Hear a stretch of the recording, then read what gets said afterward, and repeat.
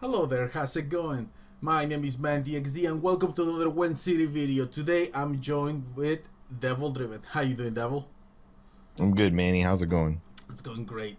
Okay, so now let's address the elephant in the room, and people must be wondering, why are you guys showing me your face?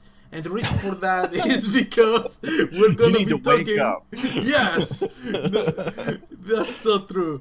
The reason for it is because we want to talk about our experience with the patch. We have gotten a decent amount of gameplay within this patch. We have gotten a decent amount of Mambuso within this patch. We have an idea of what's meta, what's not, and I would like to have a talk about that with yourself. For example, could you talk to me about like your experiences with the patch? Have they been positive? Have they been negative? Anything on specific that pops out? Um, I'm loving the new patch. It seemed like every faction kind of got like a little new toy to play with. I've really liked the Sword Masters with Scoia'tael. I think that's a great card, especially if you can Ithlinay them with Quen and everything. I've really been enjoying those. The Wolf Maiden girls on Skellige are real nice as like a Reaver Scout for Skellige to get some other cards out of there. So there's a lot of good things, like bronze wise. The gold cards, um, there's some. I was a little bit skeptical about them just playing a bunch of gold spells, but they've actually worked out pretty well. They one of them's really OP. We'll talk about it later on, but uh, I've really been enjoying it. I think everybody got a new toy, and everything just seems to mesh really well. I like it. Yeah, one thing that was my biggest complaint for Went, it was very simple. It was that there was no deck diversity. So far, I had a great experience because people are playing Ethne, people are playing Brewer, people are playing. Hell, they're playing Francesca, dude. Like They're all just not three. they're just not playing Harold. Poor Harold. Poor Harold. Poor Harold. One Dude, day he'll get one something. day. Dude, one day. But you know what I'm saying? Compared to like last time that every faction had a one leader and that was it. Compared to Right. that, this is actually much better. Even on Signal there is seeing some play. It's a step on the right direction and I really like that part. If you actually consider the progress of the patches that we have seen, this is the best one and the most polished ones that, that they have released, on my opinion. So far, my experience has been great. So far, my experience has been, uh, my expectations have been fulfilled, and I'm loving the patch. But why don't we get to it and talk about the cards? And let's start with a very powerful card, a very awesome gold card called Muscle. Muscle is one of those cards that actually are insane. Devil share a meme with me that pretty much explains the meta and their use of muscle. And I'm gonna Yep. post it right here. You guys should be able to see it right now. I think that thing is hilarious because it's true. It's Yep. true. Now Give we me have we have people who are divided who completely are calling it OP. The other people who are calling it fair. What's your opinion on it, Devil? Um, I think it's a great card. I love the way it's designed.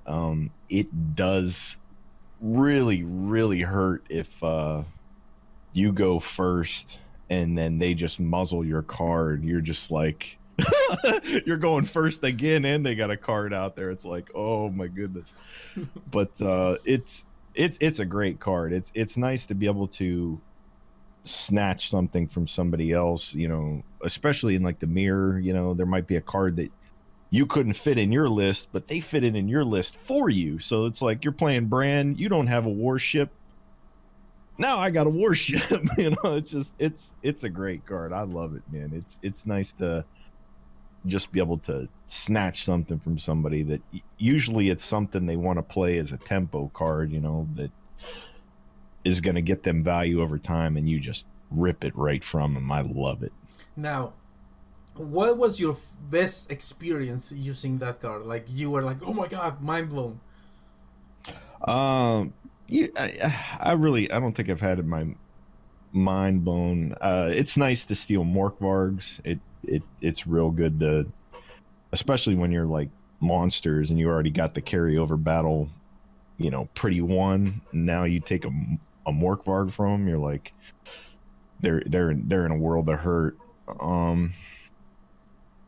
Poor Northern Realms, their best cards, they're all the they're all just the best muzzle targets. Like, oh, seed support.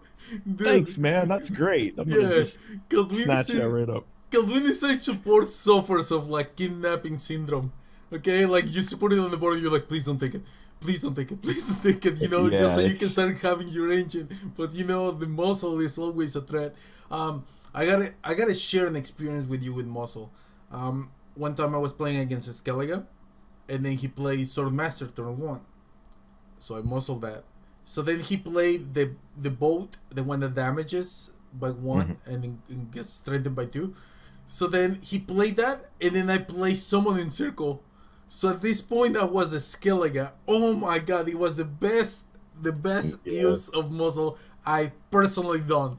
So it was great. So it's time for our viewers to let us know your personal experience about muscle and what you think about that. But while we're doing this, Devil, it's time to move to the card on our background, the Blue Dream. The Blue Dream Devil is another spell that they came out for this patch. And tell me about Blue Dream. What do you like, what you don't like, and so on. You know the drill. I like it mostly because the other day I was playing the Africa deck where you can play Dijkstra twice. It's kind of nice for Northern Realms to get a neutral card, a neutral gold. I mean, their gold cards are good to begin with. I mean, they got Shawnee and Dijkstra and John Natalis. They're all top tier, you know, gold cards. But it's nice to be able to have this bad boy in your back pocket with Dijkstra and play Dijkstra once, thin your deck, play Dijkstra again, get some more cards out. Or you might be able to steal something off of your opponent. The other day I stole a Woodland Spirit. I didn't have the fog part of it, but it was just nice to be able to snatch another card where you're just snatching something from their graveyard, and it gets boosted, so it's actually better than theirs if they play Renew. Yeah, dude, and it was a moral victory, dude. Whenever you get that Woodland Spirit, that hurt for your opponent. I bet. The Blue Dream is one of those cards that I haven't get to play as much yet. I had good experiences overall. I'm not so sure how into the meta the Blue Dream will be, but I'm sure excited to learn and know about it, because it's one of those cards who appeal to people like me. I don't settle for the meta. I always try to do something funny, something epic, right. You know, like I do 100 games, but that one game that I won was absolutely majestic. You know, it's I'm a fisherman when it comes to things like that. Right.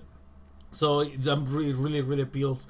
And let's move on to another card. Okay, let's move on to Wolfsbane.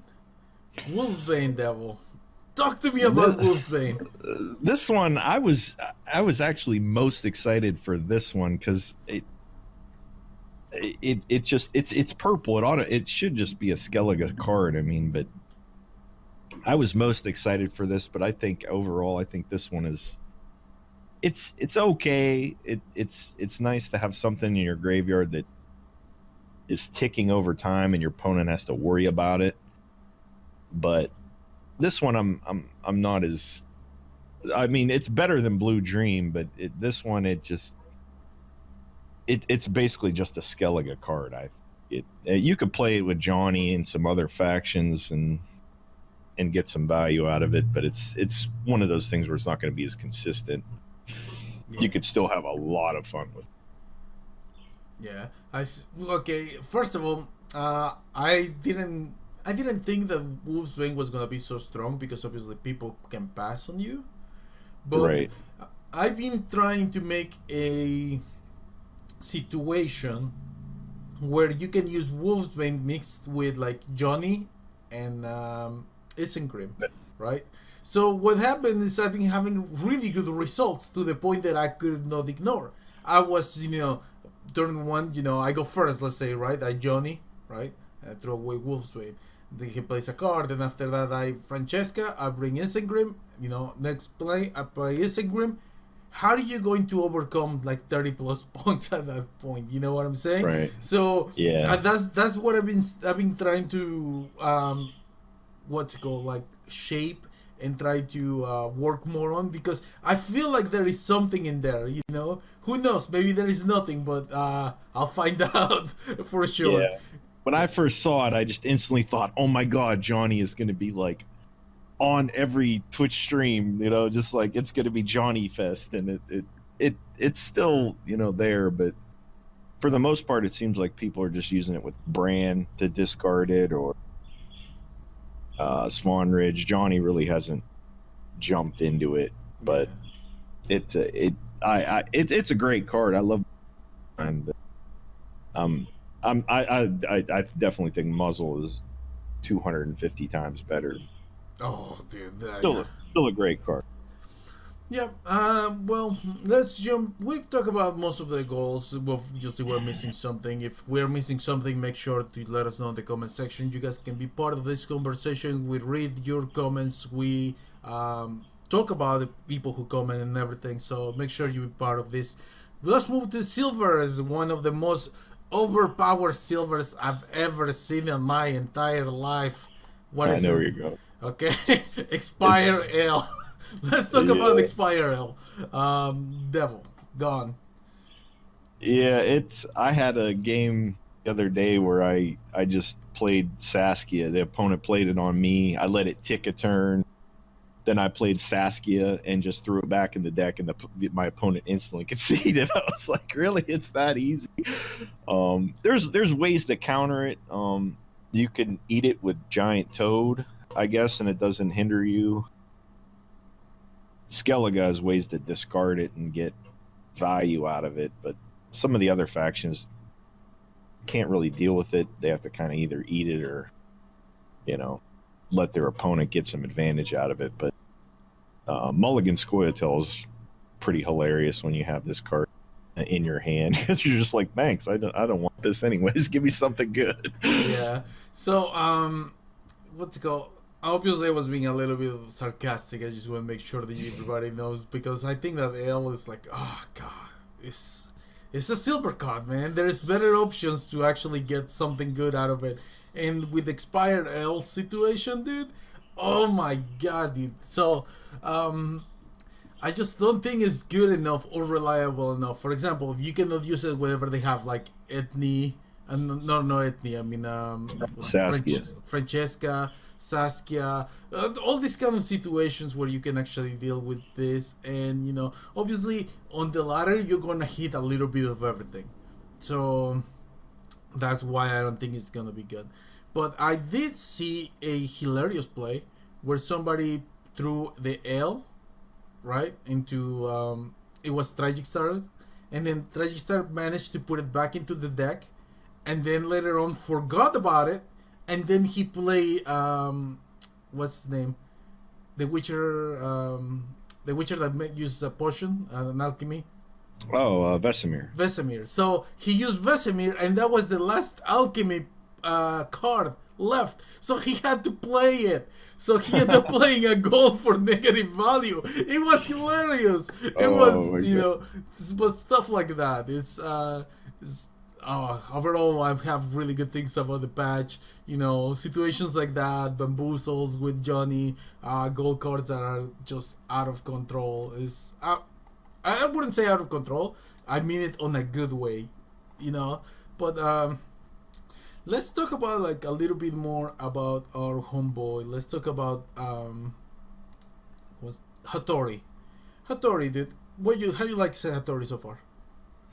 Uh I like him. I especially like him after watching the Simple Truth video where he did the math for me. I was like, wow, this card's great. It has a high ceiling. Worst case scenario, you're just pulling Barclay and you're just pulling a dwarf. You're pulling another dwarf that's boosted, and then you pull another dwarf. It's like it's great. I love it. It's an amazing card. I'm glad that Scoia'tael finally got something that could do a little bit of graveyard help. It's a great card. Yeah. So Hattori, that was one of the very first cards I've started playing with, like right off the bat. And I remember my very first play of Hattori was a misplay. Well, go figure, right? So I'm playing against NG, and then they throw spies, and then they throw a spy, and then they kill it, and I'm like, aha, gotcha! And I'm like, wait a minute, oh no, it's a Scoia'tael only, you know? So then, yeah, that's when I was like, That would oh be no. really sick if it was a silver caretaker. Holy cow! Yes. Like we spoke in the simple truth is that restriction is kind of a protection from caretaker, because you know it works. Imagine, like you said, if you could take him, yeah, it would be devastating. Any other silver cards that you would like to talk about? Um, oh, my favorite card, man, Ronvid. I love this card, man. It is absolutely by far my favorite card in this expansion or set of cards, man. I think this card is great. You play it, and sometimes he ends up tanking so much like ping damage, and he just keeps coming back for more. I love this card so much, man. And he's a crewman that's staying on the board. So if you know, you could play him like a spy. You just play him out. It sucks if he gets locked, but if you play him out, your opponent's got to play a card, beat a 10 strength unit. You could pass. They probably have to play another card, and then he comes back for a crewman for you. Northern Realms is just missing like one thing, I think, when it comes to like the machine deck. It's gonna happen, and when it does, man, it's gonna be awesome. I can't wait for it. This card though, 10 out of 10. They made it 10 strength because it's 10 out of 10. I love this card. I really like that. I've seen like crazy plays done with that card, dude. Like I remember like this, he was playing against there was a streamer, I don't remember the name, I'm sorry, but he was playing in Northern Realms, and then next thing you know he plays Ronbid, and then they kill it, and then he comes back into melee, so then they put the weather into melee, and then he comes back into range, and then he ends up winning the game. That's another thing too. It was great. Yeah, he tanks weather damage for you. You know what I mean? You got this big guy in the main row. He dies. He comes back, goes into that row. He takes another one for the team. Dude just is covered in bandages. He's all beat up, and he just coming. I love this card, man. I made it premium yesterday. I was like, this card is. I have to have it. It's just, this is great. I love it. Yeah. Now, what's it called? And then not just that, but whenever it comes back as one, right? And you're like passing, the opponent gets like, God dang it! I still have to play a freaking card. Right. Because it's like a spy. I mean, or like a mini, you know, Ekamara or something. It's just, I love it. Everything about the card is just amazing. It's a crewman. It's just, I love it. It's great. Yeah, it's definitely like one of those cards that are really, really good. And you know what? We should make a video about this. We should get together and play some Ronde, you know. Oh, I'm down. I love it. I played it the other day with that Africa deck, and he wins you games, man, because he's, a lot of times what happens is with the crewman, you're missing that one to get that extra, you know, ping to set up your scorch, or you know, sometimes the board just lines up so good for those ballistas. You know, you could just keep pinging and pinging and pinging. It's just, I love him, man. He's great, man. Yeah, especially because your leaders are also boosting those machines, so it has a really good synergy, and definitely one of those cards that need to see more play. Yeah. Now let's talk about some of the bronzes because just because this video keeps going bigger and bigger. So let's talk Right. about like Mahakam Ale. The thoughts on Mahakam Ale. It it's okay. I mean, it's fun to play with the. It's kind of like the opposite crow's eye. You know what I mean? Mm-hmm. But it's fun to play with the mercs and the dwarves. You just line them up in 3 rows, ping, ping, ping. It's decent in Scoia'tael, this like spell version. There's better options. It's just, I mean, it's great just because it's a cup of beer. I don't drink personally, but I just think it's hilarious every time you play it. It makes that like cool pouring noise. You know, it's just yeah. It's just they always go out of the way on all every tiny detail. I think that's one thing that a lot of people don't understand, that compared to some other games, it's just the little things they do in these card arts and just the game in general. Look at the Halloween event. It's just like they just go above and beyond on all these things. It's just uh, it's an okay card, but I mean, like, for the flavor of it, it's pretty awesome. Yeah, I actually like it for Sabrons. I think it's okay. It helps you run multiple other cards, but overall, let me get you into that train of thought with sound. I still think that CDPR should make a sound like a a sound whenever you play a card and cannot actually meet the requirement to accomplish the play. For example, if you play a Merc and there's no spells left on your deck, it's just so that would make the game so much hilarious to me. But maybe I just need my own soundboard.